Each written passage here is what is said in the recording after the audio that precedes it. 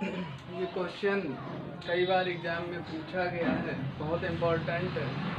इसमें कह रहा है कि 0.002 मिलीग्राम द्रव्यमान वाली तथा 6 इलेक्ट्रॉनों के आवेश से युक्त एक तेल की बूंद समरूप विद्युत क्षेत्र में स्थित लटकी है। विद्युत क्षेत्र की तीव्रता ज्ञात करो। तो मान लिया ये एक बूंद है और जिसका द्रव्यमान 0.002 मिलीग्राम दिया है, जिसको m से लिख लेते हैं 0.002 मिलीग्राम। तो ये बूंद है जिसका द्रव्यमान हमने सपोज कर लिया m है। एक बूंद है जिसका द्रव्यमान m है। जब एक समरूप विद्युत क्षेत्र में ये लटकी होगी, ये मान लिया एक समरूप विद्युत क्षेत्र बना रहे हैं। ये समरूप विद्युत क्षेत्र E है जिसमें ये लटकी हुई है। जब बूंद का द्रव्यमान m है तो नीचे की तरफ बल लगेगा mg। नीचे की तरफ बल होगा mg। जब नीचे की तरफ बल होगा mg तो न्यूटन के तृतीय नियम के अनुसार क्रिया प्रतिक्रिया, अगर mg नीचे है तो ऊपर की तरफ बल लगना चाहिए। विद्युत क्षेत्र की तीव्रता E है और अगर मान लें कि बूंद का आवेश Q है तो हम जानते हैं E = होता है F/Q, यानी F = QE। अगर बूंद पर आवेश Q है तो E = F/Q विद्युत क्षेत्र की तीव्रता की परिभाषा से। यहाँ से F = QE। जब बूंद पर नीचे की तरफ द्रव्यमान नीचे की तरफ बल mg है तो ऊपर की तरफ बल होगा QE। ऊपर की तरफ QE, नीचे की तरफ mg। तो संतुलन की अवस्था में संतुलन की अवस्था में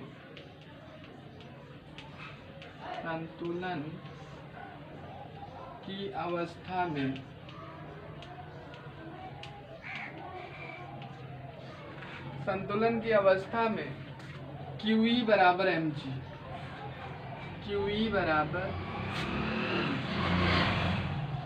यदि बूंद संतुलन की अवस्था में होगी तब QE बराबर mg लिख सकते हैं। और हमें क्वेश्चन में बोलना है विद्युत क्षेत्र की तीव्रता ज्ञात कीजिए, तो E बराबर हो सकता है mg/q। और इसको मान लेते हैं समीकरण नंबर 1। तो E बराबर mg/q का प्रयोग करके हम विद्युत क्षेत्र की तीव्रता को निकाल सकते हैं। द्रव्यमान हमें दिया हुआ है, G की वैल्यू हम जानते हैं, Q निकाल लें। तो ये सभी वैल्यू निकाल के इसमें रख के सॉल्व कर सकते हैं।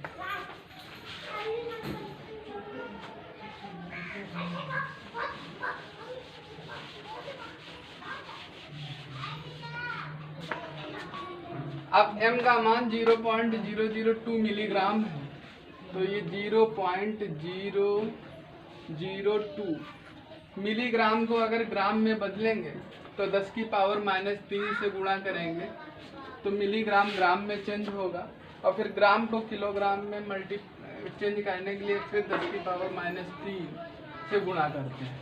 इस तरीके से 0.002 और 10⁻³ 10⁻³ तो ये 10⁻6 किलोग्राम, ये m का मान आ गया। और Q = होता है Ne। Q = Ne और N दिया हुआ है 6 इलेक्ट्रॉन, तो N = 6 और E ये इलेक्ट्रॉन का आवेश 1.6 × 10⁻⁻19 और इसका मात्रक लिख देंगे कूलाम।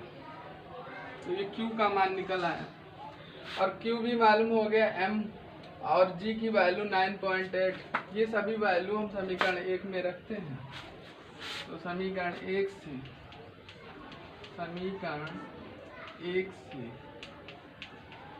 E = 0.002 इंटू 10⁻⁻6, ये m की वैल्यू हो गई। g की वैल्यू 9.8 होती है या 10 रख लें, और q की वैल्यू 6 इंटू 1.6 इंटू 10⁻⁻19।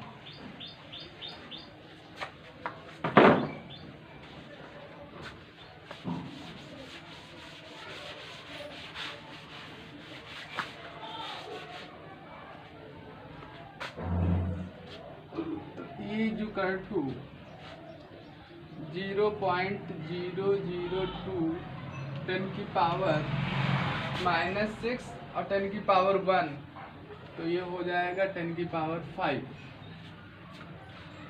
और इसको मल्टीप्लाई कर दें तो 16 को 6 से मल्टीप्लाई करेंगे तो 9.6। अगर 10⁻⁻19 ऊपर जाएगा तो प्लस में हो जाएगा 10⁻19। अब हम लोग देखते हैं 1 2 3 डिजिट बाद पॉइंट लगा, यहाँ 1 डिजिट बाद, तो 2 जीरो बढ़ा लेते हैं और पॉइंट से पॉइंट कैंसिल, तो इक्वल टू ऊपर हो जाएगा 2, क्योंकि किसी भी डिजिट के पहले कितने भी जीरो लगे उसका कोई इफेक्ट नहीं पड़ता है, तो 2। और यहाँ पर 10⁻⁻5 10⁻19, तो ये 10 की पावर हो जाएगा 14 अपॉन 9600। अब ये 2 देखते हैं, 2 को डिवाइड करना है 9600 से, और इधर 10 की पावर है 14, तो उसको लिख सकते हैं E बराबर 2, और यहाँ पर जीरो बढ़ा देते हैं 1 2 3 4 जीरो बढ़ा देते हैं, तो जब 4 जीरो बढ़ाएंगे तो 10 की पावर 10 अपॉन 9600। 1 जीरो से 1 जीरो कैंसिल, 1 जीरो से 1 जीरो।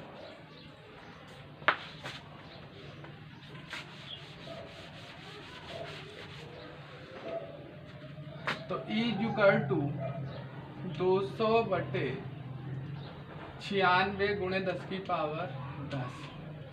अगर देखा जाए तो 96 करीब 100 के बराबर है। 200 को अगर 100 से भाग करें तो 2 के बराबर आता है, तो इसको जब डिवाइड करेंगे तो ये 2.04 के समथिंग और 10 की पावर 10, और इसका मात्रक होगा न्यूटन प्रतिकूल। तो ये क्वेश्चन जैसा कि मैंने वैद्युत क्षेत्र की तीव्रता सॉल्व की, जिसका माना है 2.04 इंटू 10 की पावर 10 न्यूटन प्रतिकूलाम। ये क्वेश्चन कई बार एग्जाम में पूछा गया है, जो कि वैद्युत क्षेत्र की तीव्रता से रिलेटेड है। हर बार पूछता है, कभी ये 6 इलेक्ट्रॉन देगा, कभी 10 देगा, कुछ भी वैल्यू चेंज करके इस तरीके के क्वेश्चंस होंगे। अपनी बुक्स में देखिएगा और सॉल्व करिए।